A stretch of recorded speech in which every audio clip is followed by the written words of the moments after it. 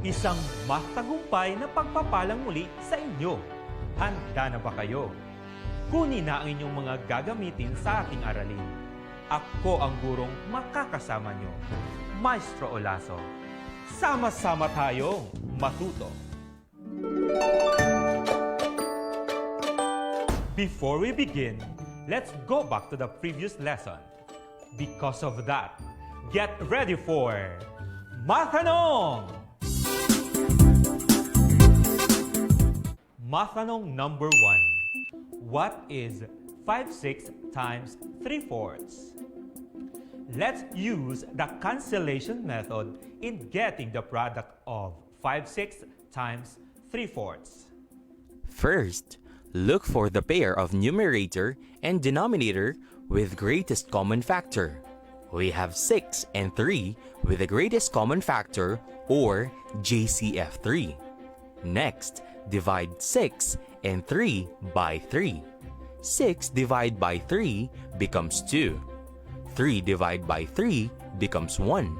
Now, multiply the numerators. 5 multiplied by 1 equals 5.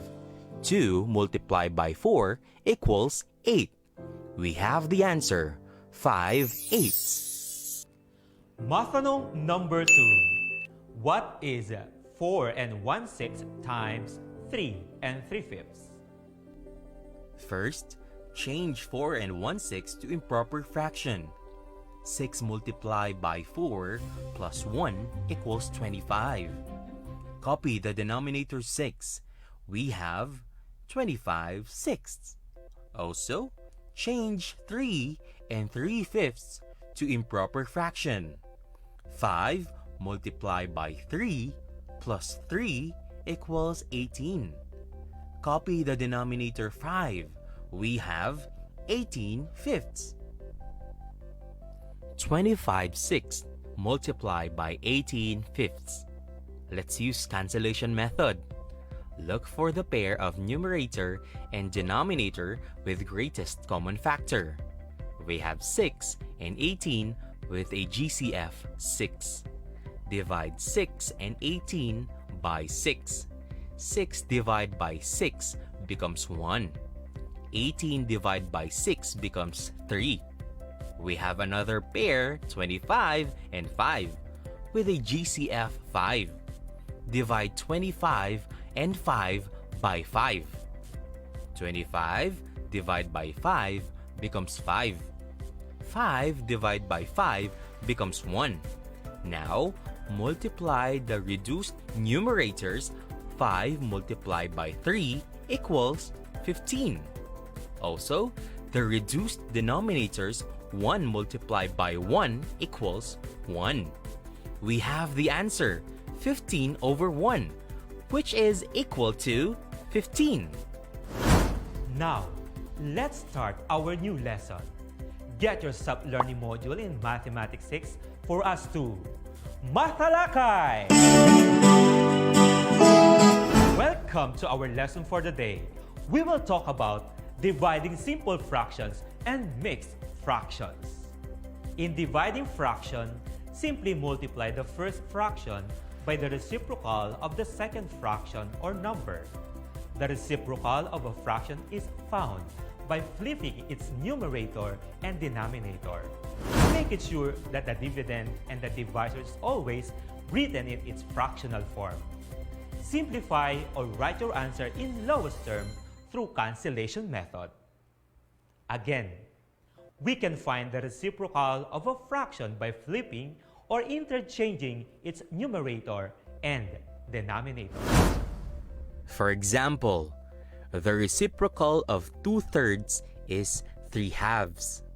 If getting the reciprocal of a whole number like 5, rename it to fraction by using 1 as denominator. It is equal to 5/1. So, its reciprocal is 1/5. While in getting the reciprocal of mixed number like 5 and 3/4, change it first to improper fraction. 4 multiplied by 5 plus 3 equals 23. And copy 4 as denominator. We have 23 fourths. So, the reciprocal of 5 and 3 fourths is 4 23rds. To divide fractions, rewrite the division as a related multiplication in which you multiply the dividend by the reciprocal of the divisor. We are going to use the acronym CCF, or copy, change, flip. Let's try the following examples. Example number 1. Find the quotient of 8 ninths and 2 thirds. 8 ninths divide by 2 thirds. Step 1. C stands for copy. Copy the given dividend, 8 ninths. Step 2. C stands for change. Change the operation to multiplication. Step 3. F stands for flip. Get the reciprocal of the divisor by flipping its numerator and denominator. The reciprocal of 2 thirds is 3 halves. 8 ninths multiplied by 3 halves. Now, multiply the numerators and denominators or use the cancellation method in multiplying fractions. Look for the pair of numerator and denominator with greatest common factor, or GCF. We have 8 and 2 with GCF of 2. 8 divided by 2 equals 4. 2 divided by 2 equals 1. 9 and 3 with GCF of 3. 9 divided by 3 equals 3. 3 divided by 3 equals 1. Then, multiply the reduced numerators and denominators. 4 multiplied by 1 equals 4. 3 multiplied by 1 equals 3. We have 4 thirds. We can convert 4 thirds to mixed number. 4 divided by 3 equals 1. Remainder 1. So, 4 thirds is equal to 1 and 1/3. 8 ninths divided by 2 thirds equals 1 and 1/3. Do you want another example? Let's go for example number 2. Example number 2. Divide 8 ninths by 4. Let's follow the CCF. 8 ninths divide by 4. Step 1. Copy the dividend 8 ninths. Step 2. Change the operation to multiplication. Step 3. Flip the divisor. Since the given is a whole number, rename it as a fraction by adding 1 as denominator. We have 4 over 1. So, by flipping, the reciprocal of 4 over 1 is 1/4. Now, multiply the numerators and the denominators or use cancellation method. 8 ninths multiplied by 1/4. Look for a pair of numerator and denominator that can be reduced. We have 8 and 4 with a GCF of 4. 8 divided by 4 becomes 2. 4 divided by 4 becomes 1. Then, multiply the numerators and the denominators. 2 multiplied by 1 equals 2. 9 multiplied by 1 equals 9. We have 2 ninths. Is it already a lowest term? Yes. Therefore, 8 ninths divided by 4 equals 2 ninths. Are you still enjoying? Do you want some more? Let's proceed to the next example. Example number 3. What is the quotient if 8 and 3/5 divided by 3 and 3/4? This is an example of dividing mixed number. 8 and 3/5 divide by 3 and 3/4.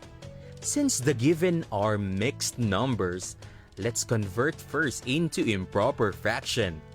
In changing mixed number into improper fraction, multiply the denominator and add to the numerator. Copy the denominator. 8 3/5 divide by 3 3/4 equals 43/5 divide by 15/4.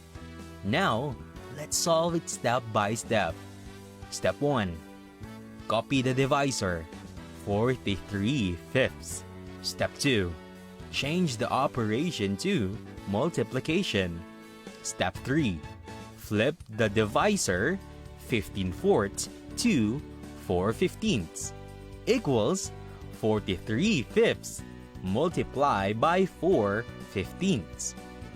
Multiply the numerators and the denominators, or use again the cancellation method in multiplying fractions.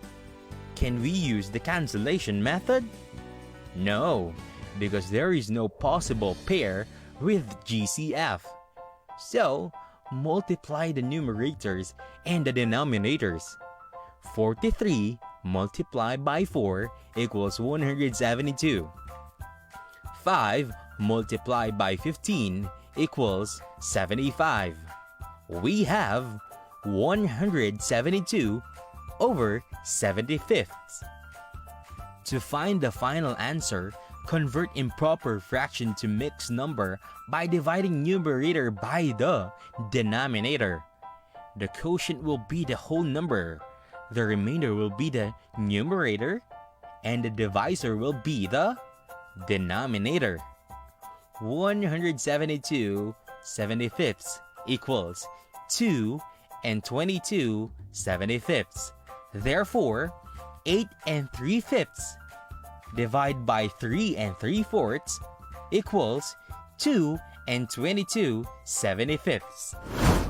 And now, we will see if you can answer our next task. Join with me and say, "Matry nga!"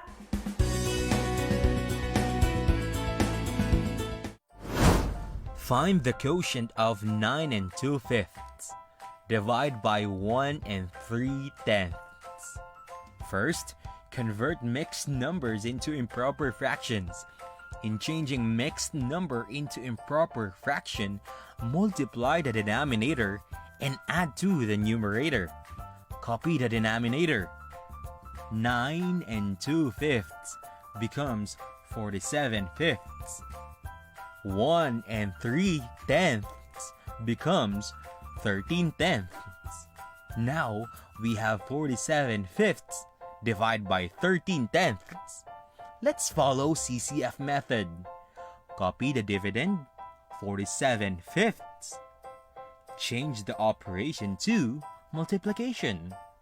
Flip the numerator and the denominator for its reciprocal. 13/10 becomes 10/13. Then, follow the steps in multiplying fractions. 47/5 multiply by 10/13. The easiest way is using cancellation method.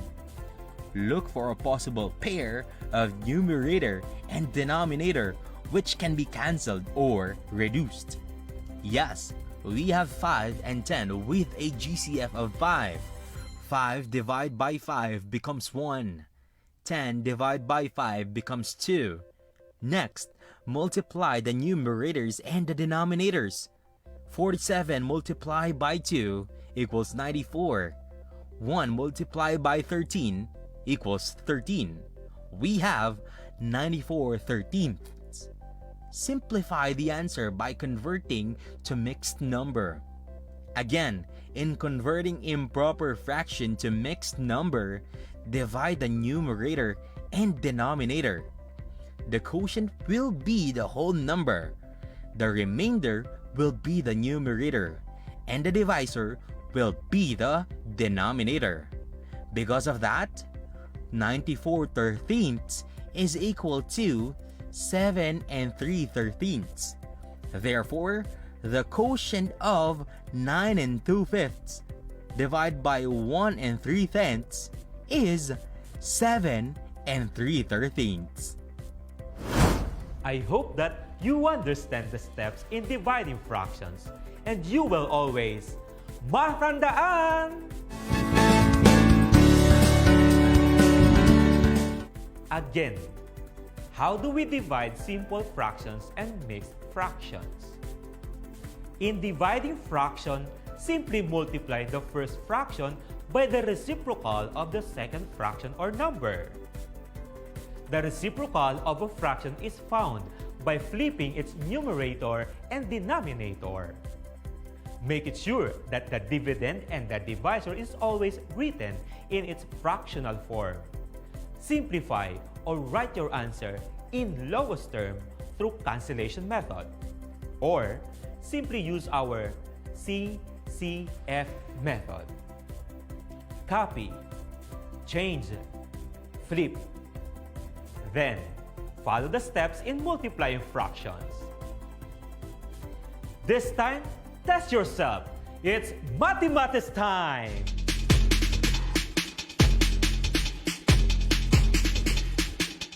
I will guide you in finding the quotient of the following fractions. Are you ready?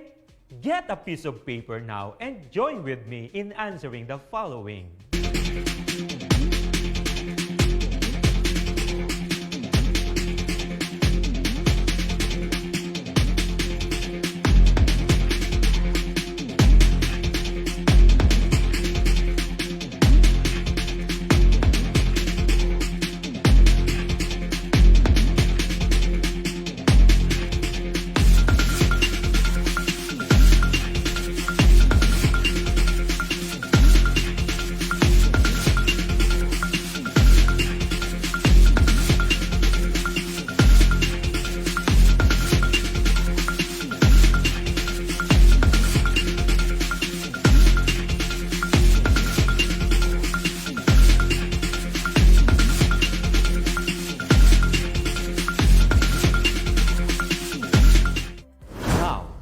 Let us check your answers. Number 1. 7/6 divided by 5/6. Copy the dividend. Change the operation to multiplication. Flip the divisor. Multiply using the cancellation method. We have 7/5. So our final answer is 1 2/5. Number 2. 5/12 divided by 1/60. Copy the dividend.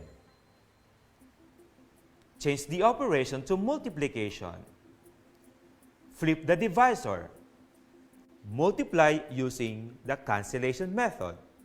We have 25/1. So our final answer is 25. Number 3. 5/6 divided by 1/2. Copy the dividend. Change the operation to multiplication. Flip the divisor. Multiply using the cancellation method. We have 5/3. So our final answer is 1 2/3. Number 4. 7 1/4 divided by 1 7/8. Change first mixed fraction to improper fractions. Now let's use CCF. Copy the dividend. Change the operation to multiplication. Flip the divisor. Multiply using the cancellation method.